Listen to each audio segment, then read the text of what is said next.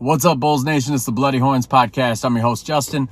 Let's get into it, man. The Bulls got a good game tonight. Should be a competitive game tonight. They got the Atlanta Hawks. The Hawks, they're one game behind the Bulls for that 9 seed. So if the Bulls lose tonight, Hawks will have that tiebreaker, I believe. So the Bulls could fall to the 10, or they could gain a little room with their advantage in having the 9 seed. So should be a very competitive game tonight, which we all know is exactly what the Chicago Bulls want. So let's get into these 5 keys, man. It's not going to be an easy game, but it should be a competitive game. Key number 1, we got to keep Trae Young off the foul line. If the Chicago Bulls want to stay competitive in this game, they got to keep Trae Young off the foul line. It's going to be really funny going on Twitter when DeMar DeRozan draws a couple fouls. You know, DeMar's a little bit of a foul merchant. I love the dude, but let's say what it is. He's a little bit of a foul merchant. And every time the Bulls play, I like to go on other teams, Twitter pages and just kind of search them and see what the fans are talking about. And they're always talking about DeMar DeRozan gets all these bullshit calls, blah, blah, blah. It'll be funny when Atlanta Hawk fans start saying that, because that's the pot calling the kettle black, man. Trae Young is the biggest foul merchant in the game. I will never understand why it's a foul on the defender when Trae Young beats you off the dribble, stops, jumps back into you. Somehow that's a foul on you. Doesn't make any damn sense, but he gets away with that call a million times a game. Dude's a foul merchant. So the Bulls, they got to keep him off the free throw line. If we can keep him under 12 free throws, we're going to be very competitive in this game.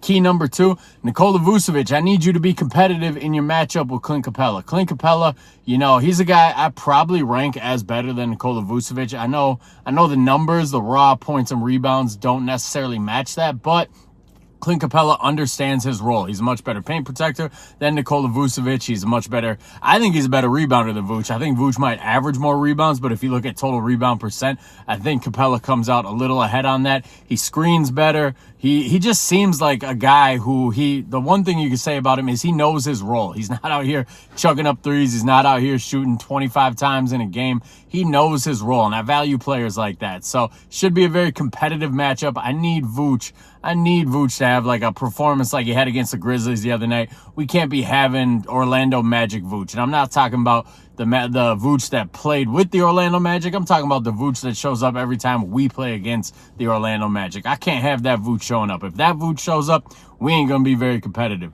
Key number 3 is we need to stop Jalen Johnson, man. We need to keep Jalen Johnson just out of the paint. That dude, you want to talk about competitive. That dude's competitive. That dude gets after it. He's crashing the rim all the time. He's doing stuff that you don't really think a guy like him can do. He's just getting after it this year. I was all the way out on Jalen Johnson. I know he has the blue chip pedigree. He was a number 1 prospect most of his life. I wasn't too impressed with him at Duke. His first couple years in Atlanta, I wasn't too impressed with him. And then last year we played them and he fucking murdered us. He went nuts. And it opened my eyes a little bit. And then from there on out, he was a guy, whenever there were trade rumors, I was like, yo, if we can get Jalen Johnson, that'd be something. And now this year, people are talking about the Jonathan Kuminga rise, but Jalen Johnson's rise might be even more impressive. So the Bulls, man, if the Bulls want to be competitive tonight, they got to try to contain Jalen Johnson, try to keep him off the paint, keep him off the rim.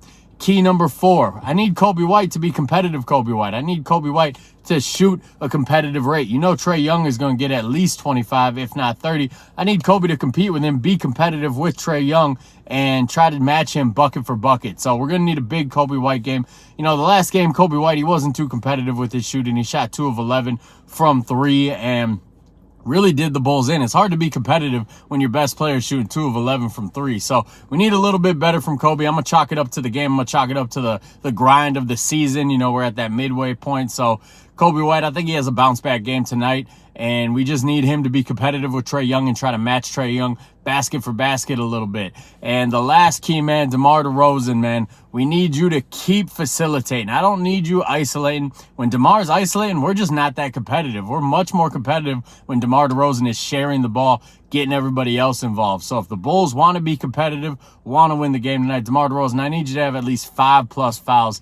Not 5+ fouls, my dude. Get 5+ assists in this game. So those are the 5 keys to victory for the Bulls tonight. Like I said, should be a competitive one. If you guys aren't following on social media, hit me up on Twitter. I think I have a pretty competitive following over there. I think I do pretty well against other Bulls content creators with keeping it light, keeping it funny. I think I got a pretty competitive page over there. Follow me on Instagram, TikTok, YouTube. Hit that subscribe button. Tip-off is at 7 o'clock, I believe, tonight, so should be a competitive one.